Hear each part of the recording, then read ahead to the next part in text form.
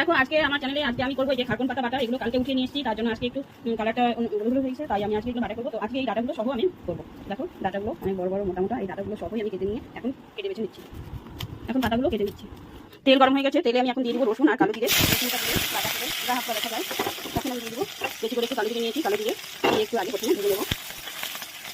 কালো জিরে রসুন ভাজা হয়ে গেছে, এখন পাতাগুলো দিয়ে দেবো। পাতাগুলো ভালো করে ধুয়ে নিয়েছি, পাতাগুলো দিয়ে ধুয়ে নিচ্ছি। এখন লবণ দিয়ে দেবো, মরে যাবে। এখন স্বাদ অনুসারে লবণ দিয়ে দেবো, লবণটা দিয়ে একটু নেড়ে চেড়ে নেবো, ভালো করে মরে যাবে। খারকন পাতাটা বাটা হয়ে গেছে, ভাজা হয়ে গেছে, দেখো আর একটু ভালো করে ভেজে নেবো। ভাজা হয়ে গেছে, এখন নামিয়ে নিচ্ছি। ভাজা হয়ে গেছে, এখন পাতায় ঢেলে নিলাম।